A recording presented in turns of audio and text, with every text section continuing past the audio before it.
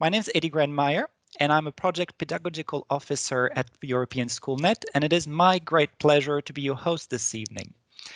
In those webinars, you will learn from experts in STEM teaching innovation, from professionals who have found ways to teach varied topics using new technologies, and from entrepreneurs who found themselves in STEM innovation without a degree in science.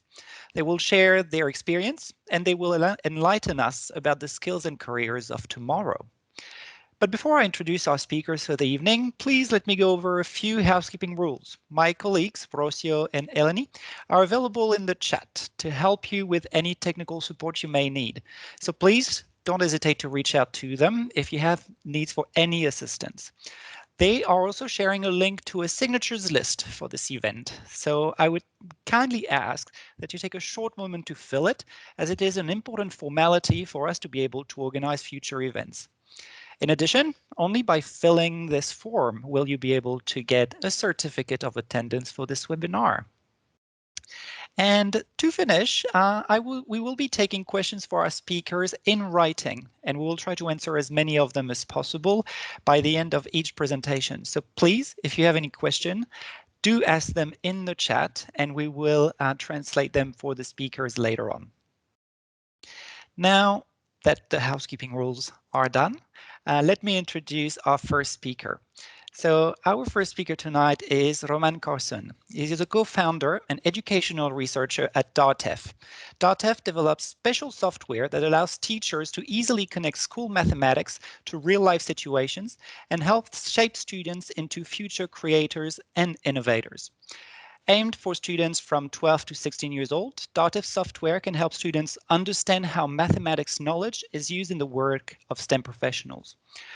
Roman has an engineering background, and he's also a recent master's education in innovation graduate from the University of Tartu in Estonia. Today, he will showcase how math teachers can use DARTEF softwares to connect school mathematics with STEM jobs. Roman, thank you very much for joining us today. The floor is yours. Thank you very much, Eddie.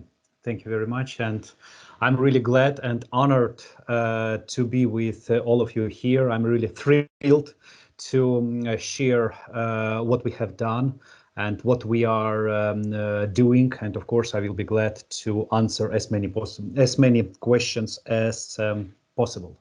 So just a small interruption for starting sharing the presentation, and I hope that here it is. Eddie, could you please let me know if this is visible? Yes, you're good to go. Okay. All right. Once again, thank you very much. I am Roman. I'm a co-founder of DARTEF. And just a few words on what DARTEF is about and what we are doing here, why we are relevant. So yes, we are from Estonia. We are educational technology startup founded already 4 years ago. And 2 years we were working purely on educational research. And we were working hard on that, but then we realized that we need to adopt some academic knowledge. And myself, I went to university studying educational innovation. And so, yeah, myself, I have a dual background in information technology and also in social sciences, which is educational innovation. Altogether, we are 4 people. Myself, I do have a teaching experience, extracurricular, and our software developer is giving extracurricular activities, more precisely robotics classes to students as well. So we are not only sitting in our lab, but we sometimes visit schools as well. And whatever we do it just with one single purpose of connecting mathematics to a modern real world. And why we do it? Why this is important? This is important because future is very uncertain. Different forecasts from UNESCO and United Nations and World Economic Forum predicts that 2/3 of children who go to school today will have jobs that don't yet exist. And I believe that it was just a few days ago in a STEM career cafe when we were speaking that there is so many professions, STEM professions that were not existing 10 years ago. And this process will be only developing, and more professions are to come, and we don't know the professions where our children will work. And on one side, this is good, technology is developing. On another side, the same forecasts are saying that up to 1 billion jobs may disappear due to new technology like artificial intelligence and robotics and other. And I believe you know it very well, even without me mentioning that. And let's better speak about what can we do about it. And those forecasts who predict that future that I was speaking just before say that in order to stay competitive, our children needs to have three must-be competences. It's linguistic competence, it's technological competence, and it's mathematical competence. And it's really a very good coincidence that that we are together here with Elias Robot, because they will be speaking about linguistic competence, and ourselves will go more into details about mathematical and technological competence. Just before I continue, Eddie or somebody else, could you please confirm that you see me changing slides? So. Yes, your slides are moving across and we Okay, can see good. you as well. Yeah, good. Yep. So speaking about competences, particularly technological and mathematical competences, what are these competences exactly? Like, if we say that our children need to have mathematical competence, what does it mean? And in order to give a good illustration, let's for a moment look at one typical mathematics exercise that I'm sure you, if you are a mathematics teacher, has given to your students, or when you were in school. I'm sure that you will you will recall something very similar. Typical school mathematics exercise. Farmer Albert has 3 times as many chickens as cows. Altogether, there are 60 legs in the barn. How many cows does Farmer Alfred have? This exercise is often present in school like something that is connected to real life. And this is true because we have cows, we have chicken, we have even Farmer Albert. This is really real life exercise. This exercise very well demonstrates the power of mathematics. But do we actually count cows and chicken by their legs in our real life? I think we don't. And this is exactly what we do. We bring another type of exercises to schools to highlight what is mathematical competence. And mathematical competence, we have analyzed a lot of different sources, and the best definition that we have found is mathematical competence is ability to apply mathematical knowledge beyond schools, not just for making exam, but for something beyond. But the question remains, what can we do about it? Okay, Roman, you are speaking 7 minutes. Please tell us what you can do about it. I invite you to recall one more exercise from this school. It's approximately 6 or 7 seventh years of mathematics. Perhaps those of you who are not mathematics teacher remember coordinate system, mathematical coordinates. Find point with coordinates 3 and 2. This is typical exercise in school, and what we do, we try to give really authentic context for this kind of exercise. Do you remember Albert, the farmer? Imagine that Albert is not a farmer anymore, but what if Albert would be an autonomous car engineer?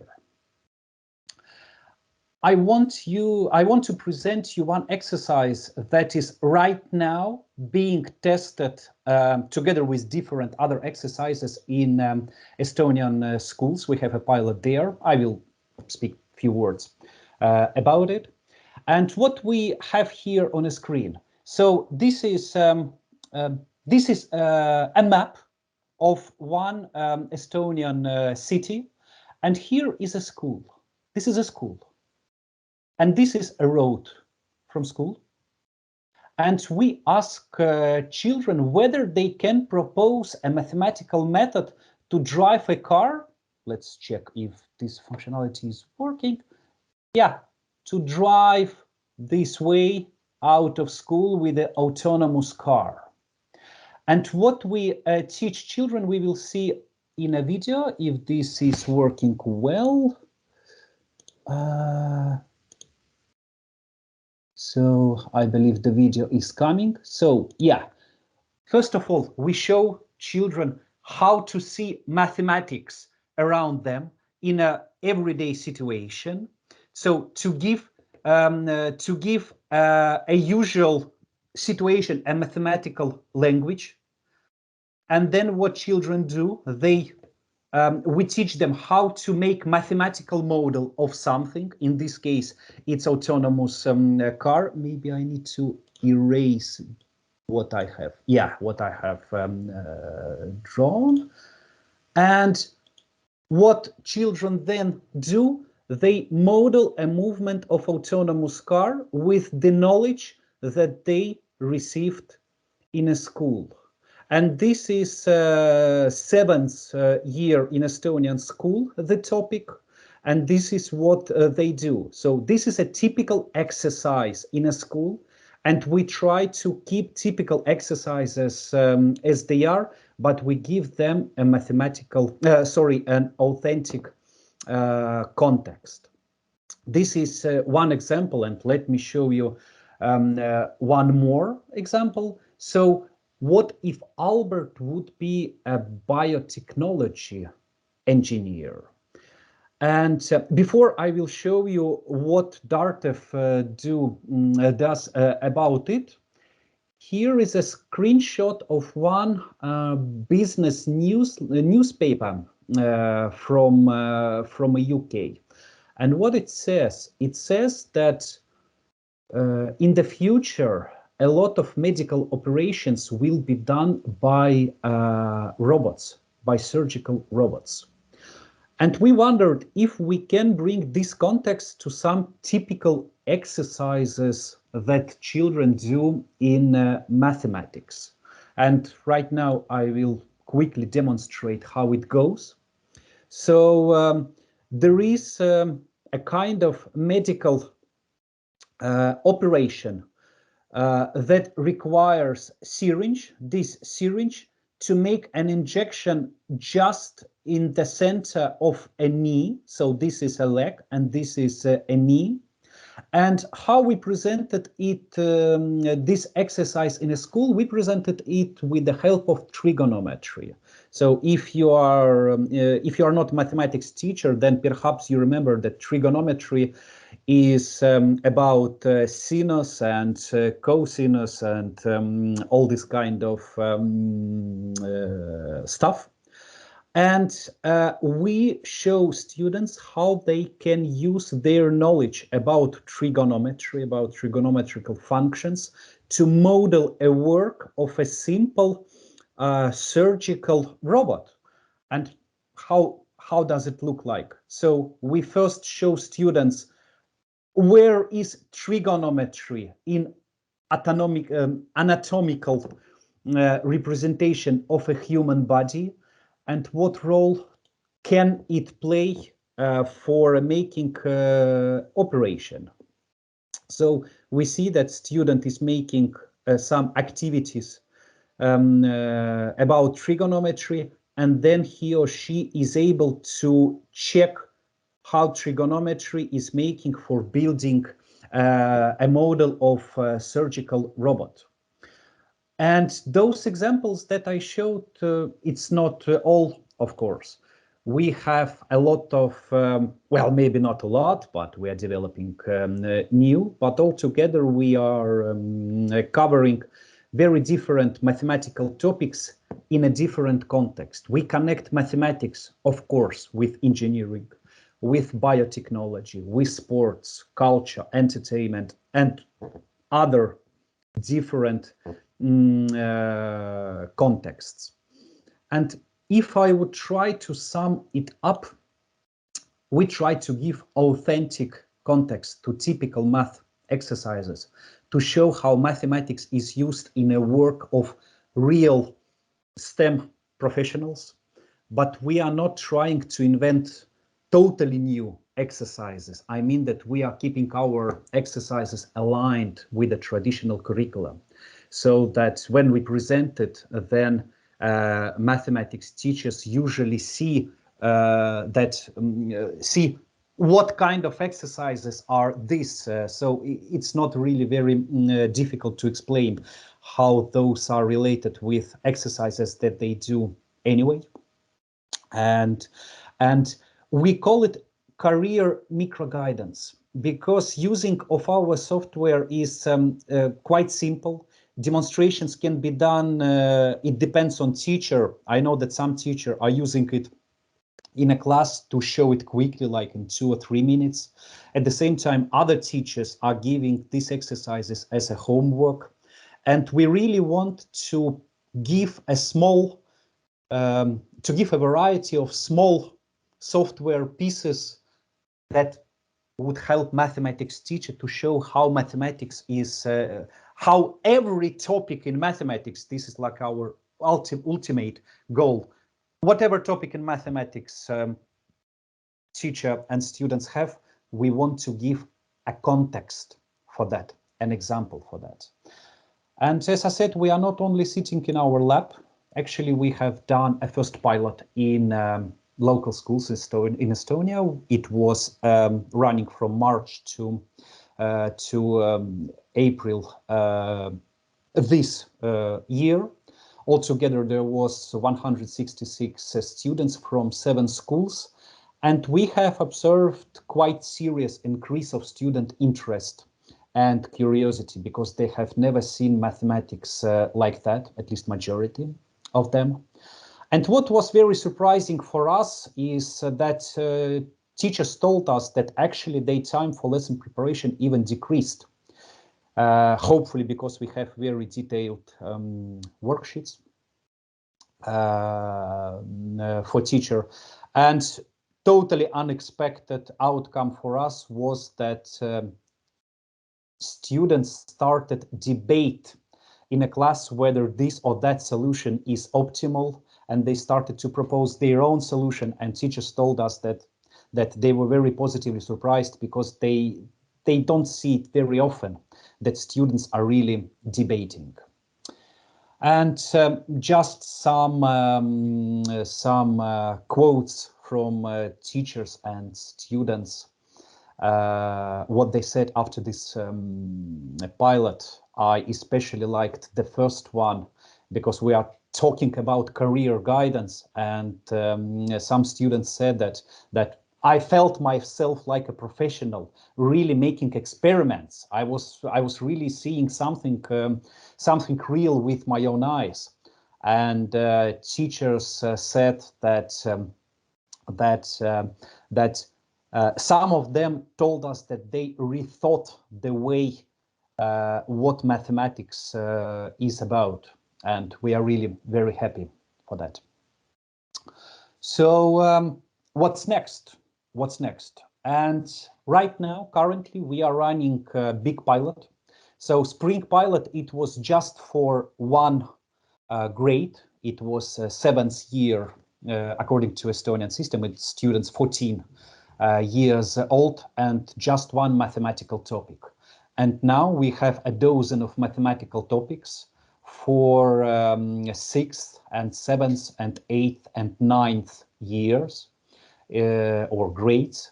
So students from 13 to 16 years old are currently testing our solution. And yeah, it's quite local now, but we do have an English version of all the software pieces. Please let us know if you want to try it. Perhaps I need to precise here that our software is free. Our business model is in another direction, and software is free for all, at least English version. And other languages are coming soon. So we are adapting our software for German, Spanish, and Bulgarian languages in the nearest future. And if you would like to stay aware about what we do, please just reach out. I would be very glad to answer any questions. 18 minutes. Very good. Thank you very much, Roman. It's been a very interesting presentation. And I must say that as someone who was terrified of mathematics when I was in school, it would have probably benefited me a lot if my teachers had been looking for new and kind of innovative ways of teaching maths the way you do. Talking about that, we've got a question online. You've presented some examples of how school math is connected to STEM professions. Can you tell us if those examples are imaginary or if STEM professionals do really make those calculations that you've shown us? This is very relevant question because it was our condition that we set up ourselves. No fake stuff. Because I mean, exercise about Farmer Albert is good. We are not saying this is bad, but we don't want to repeat those. And actually, before we start designing new software, we design it on a basis of what is there. We are not inventing them by themselves. Of course, we may downgrade the complexity because this example that I showed about autonomous car are not really driving using Cartesian coordinate systems, at least in a way that I have shown. But we simplified it, keeping principle mathematical model the same as it is. So yeah, short answer to this question is no, these are not imaginary. Those are authentic, but adapted to age and level of students. Great, thank you very much for that. We've got a question from Anita, who has participated in the testing phase and really enjoyed it. And she's got a question for you. Following the testing phase and their suggestions, did you make any changes? First of all, hello, Anita. I'm very glad to meet you. Well, again, virtually, but it's very nice surprise to have you here. And yes, absolutely. Yeah, I see you writing. Hi, Anita. Yes, absolutely. One of the main changes that we have made is feedback to a student. Perhaps even you remember what we discussed in our testing session. We really don't have right and wrong answers in our software. We may have optimal solution and not optimal solution. And this is the reason why in the beginning it was a little bit hard for us to give a feedback to student like right answer or wrong answer. But we have found a way to give a feedback to student about optimal solution or not optimal solution. So, for example, if we go to again this example of autonomous car or injection, then we are not saying that your answer is correct, but we are showing student what is the consequence of not optimal solution. Like this needle of the syringe will go in a wrong place, and we give a warning about it. Or if autonomous car drive off the road, we give also this feedback to a student as well. This was one of the main thing that came out not only in a testing session, but also from the teachers, from the local teachers. I mean, and this was integrated. Yes. Great, thank you very much. And then one final question, because we've got a lot of teachers from different fields who may or may not apply mathematics directly. But based on your experience and on your trial phase, so you mentioned trying different types of examples, whether it's engineering, whether it's biology or agriculture. Were there any particular field, any particular type of example that was specifically popular with students? It really depends on a grade, because on in spring we have well, actually I haven't told the whole truth about spring pilot. We really tested one grade, one topic, but then one teacher came back to us and said that I know how to adapt your software to a different topic. Can I test it in year 10? So this is high school or upper high school. And when we asked students of year 7 and of year 10 what is the most popular program, then answers were really different. And for 7th year, they liked more cultural context. Actually, it's not a cultural really. It's a software that allows students to control lighting in a theater with the use of mathematical functions. And they liked it most. This is 7th grade. But 10th grade were really, like, by far the most popular software or a context, if you want, was about autonomous car. All right. Thank you very much for your answers. And thank you again for your presentation. It's been very interesting, and I'm sure we'll have plenty of students who will make their way to your website and make use of the software. Now, let me introduce our second speaker for the evening. Joanna Hemminki is the CEO, and I would dare say she-EO, and co-founder of Elias Robot, an award-winning company specialized in robotic solutions for education. Elias Robot is a combination of fun and effective robot assisting learning and a gamified voice app that allows children to practice speaking skills at any time, at any place, without the fear of failure. Joanna's passion is to develop new ways to learn languages and to help people communicate better with the help of robots and artificial intelligence. Today, she'll introduce us to the benefits of Elias Robot and her journey from educator to teacher trainer to becoming a leading specialist in robot-based solution languages learning in Europe. Joanna, welcome. Thank you very much for joining us today. The floor is yours. Thank you for the great introduction, Eddie. It's great to be here. Hi, everyone.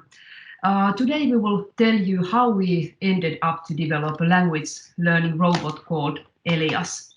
But I will first share my screen, just one moment.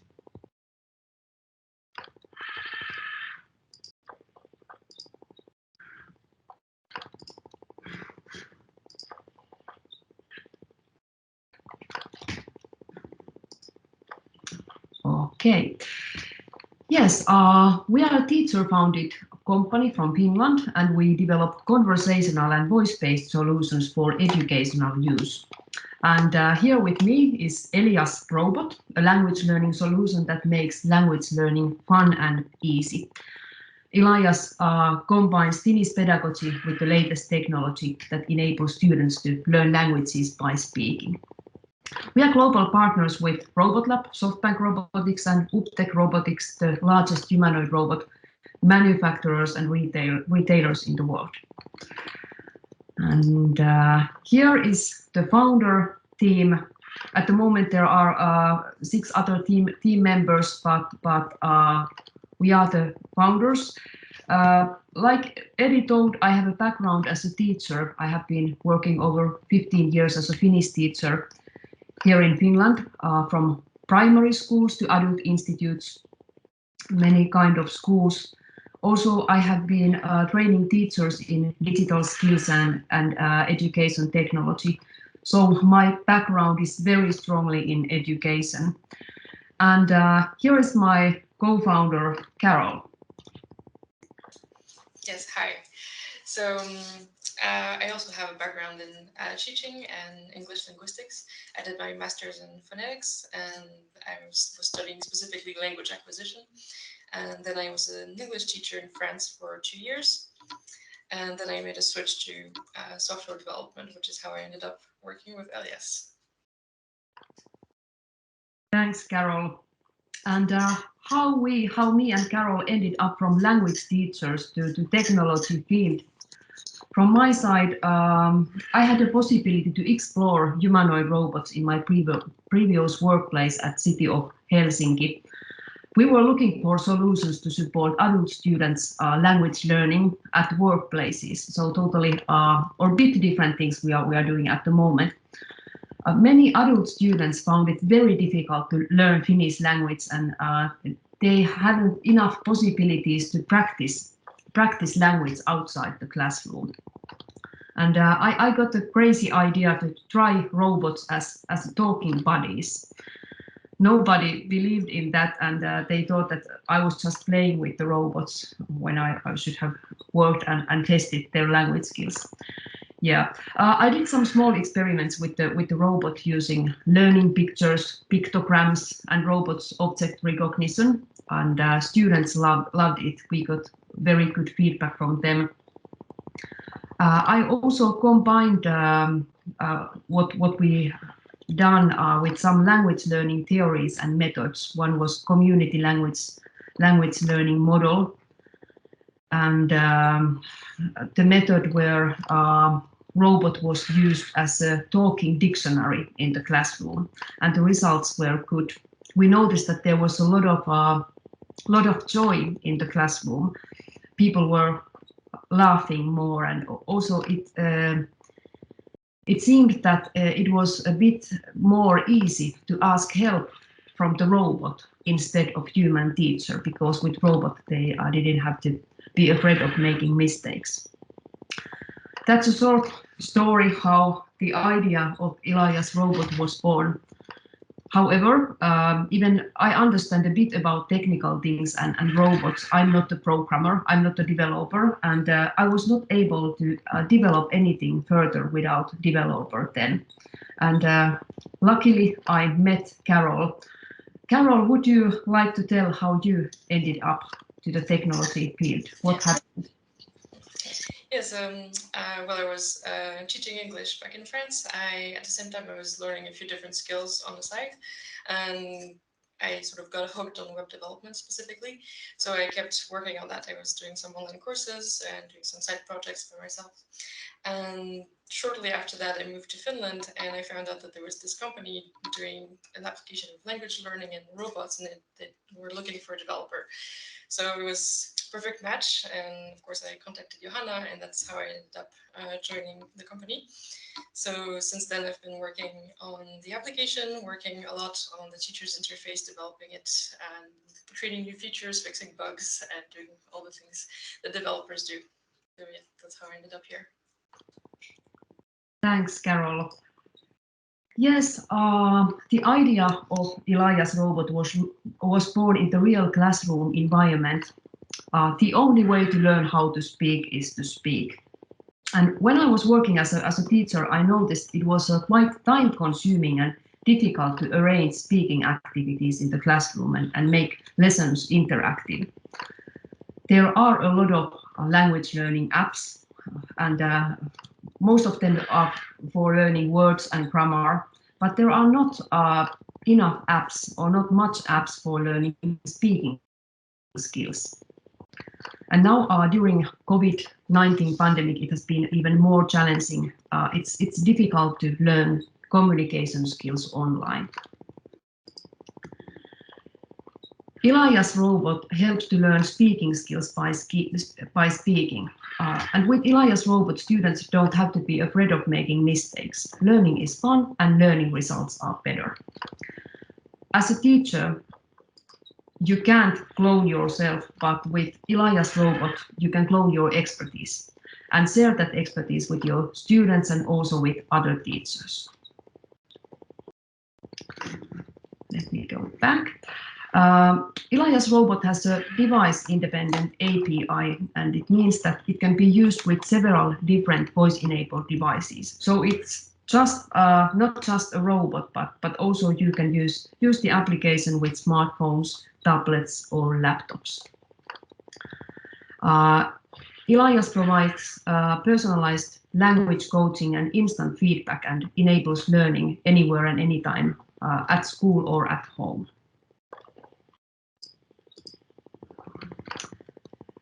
We are trying to help students and teachers in several ways. The most important is fun learning, fun and engagement. This physical robot here, it can sing, dance, tell stories, play games, tell some bad jokes also. Elias Robot increases language speaking in the classroom. It makes language learning more interactive. It makes learning accessible. The robot and the software are also suitable for those students who can't yet read or write or who don't have strong digital skills. In the robot, there is just one button. You turn the robot on and then you can speak with it. It is easy to use and it allows practicing anywhere and anytime.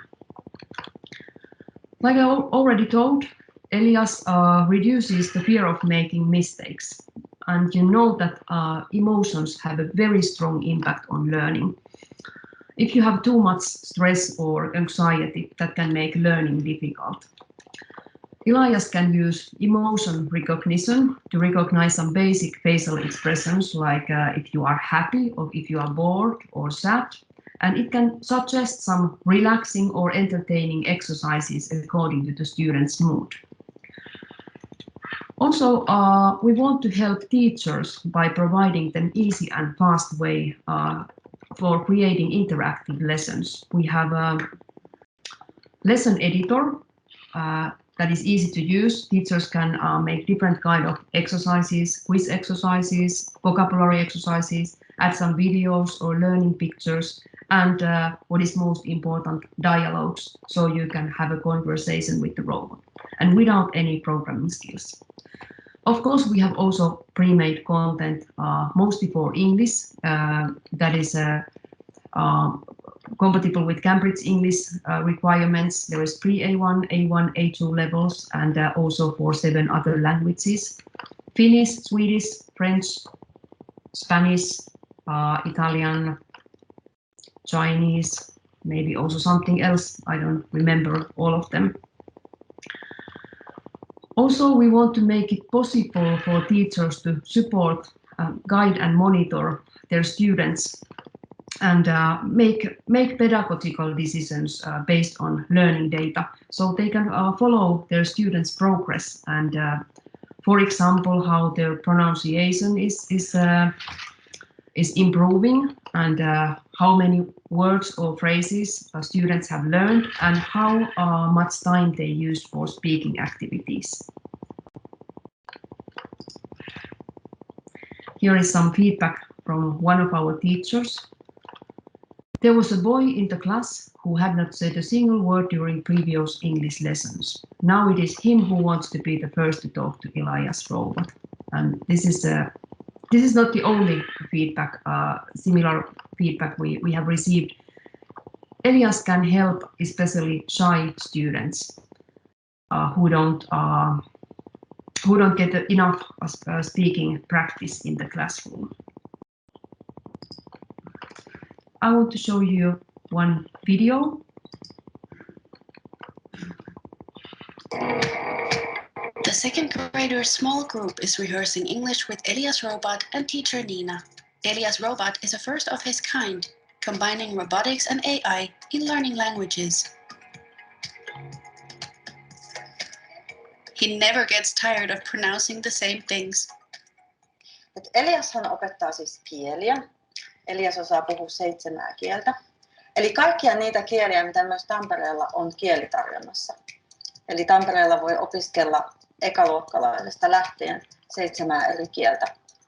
Ja sitten tietenkin voi leikkiä. Eliaksen kanssa voi tanssia, laulaa. Eli se on tosi monipuolinen apuopettaja ja hyödyllinen, koska lapset myös muistavat, mitä he ovat oppineet, kun he ovat. So that was from one of our pilot schools from Tampere, Finland. Nowadays they are using robots in many schools in Tampere region, and the pilot doesn't continue anymore, but we are still in the very close contact with them and co-developing together with teachers. Elias Robot solution is already used widely in Finnish schools. We have Elias in over 15 cities at the moment in Finland, and in one city there can be several schools, and we have a quite large teacher community here. We are also collaborating intensively with universities in Finland. University of Tampere conducted a field study in Finnish primary schools, and here are some results.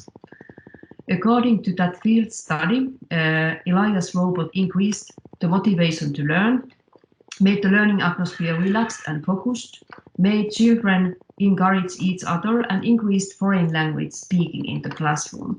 This study was not about learning results, but about how teachers and students, how they are feeling when the robot appears in the classroom, what are their experiences, and also how a robot can impact the motivation. Elias Robot has selected as a best-in-class remote schooling solution after completing Impact EdTech Accelerator, and also we were lucky to win a European Culture Forum Award this year. And Elias has also been chosen as a product of the year in the Global Now Robot Conference and the national winner in United Nations-based World Summit Award in 2018. Finally, I would like to say that to develop human-robot interaction for educational purposes, you need to understand human behavior. That is why technology and engineering is not enough. We need teachers, we need social and human sciences, designers, linguistics to develop humanoid robots so they can better understand and interact with people. In my opinion, humanoid robots, they provide a soft and human-friendly approach to the technology, and they can also encourage those people that are not so technology-oriented. For example, if we want to make girls more engaged in technology, robots can be a solution for that. Thank you. Thank you very much, Joanna, for this presentation and for introducing us to what I would dare say is the cutest robot ever. I think all those Star Wars droids can just go to bed. Elias is here, and he's definitely the cutest. Now, We do have a few questions with regards to Elias himself. The way the robot works, do students need to follow any set dialogues or is it speech driven? Yes, in already pre-made lesson content, students they select or teacher sends them a lesson to study. There are two options, and they can start the lesson from the web application. So there is always the web application is used together with the robot. It also can be used as a standalone web application without robot. So they select the lesson, and then robot can give a lesson like about one topic.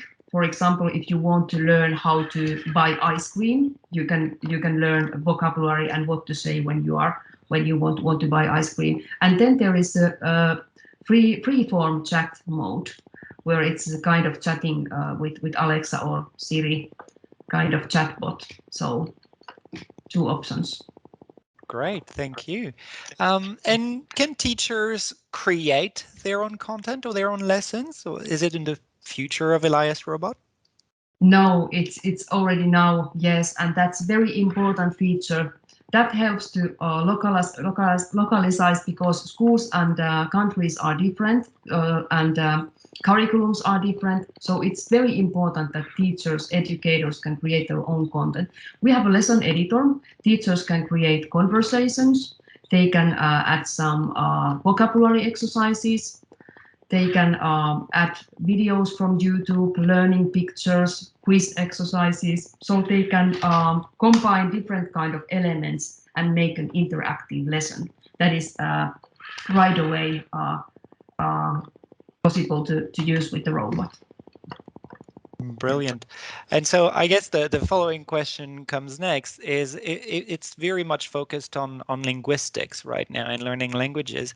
Are you considering or have you considered branching out to other topics, other school topics? Like, I mean, if a robot wants to teach me any kind of science, I think I might be a lot more focused on what the robot has to say. We have tried to keep the application quite neutral, so it's not too much focused on language learning. So it could be also used for other subjects. And teachers have already done something. We have a lot of, for example, some math exercises. Also, there are one interesting experiment was how to say it, reading buddy. So children, they can read aloud to the robot and robot is listening and reacting.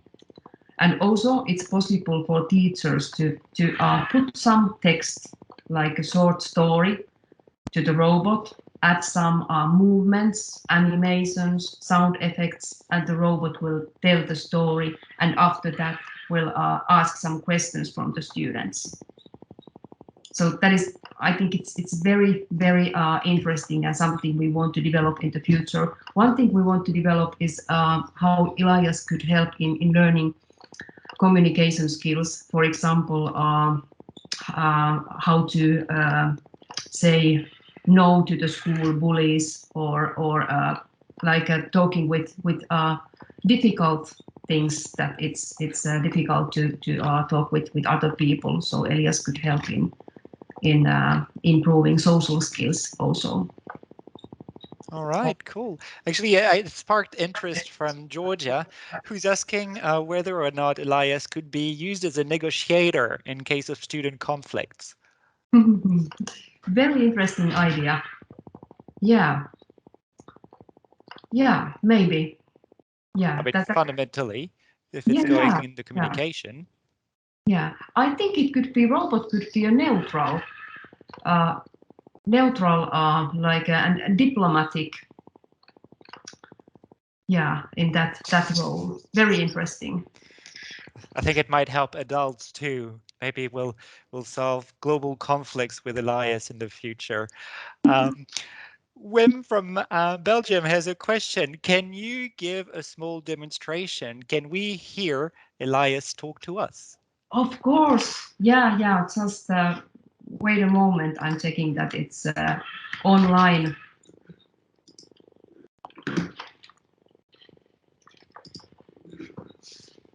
Hello. Hello. How are you? How are you? How's it going? Just fine. Thank you. How about you? I'm fine, thanks. Can you dance? Oh,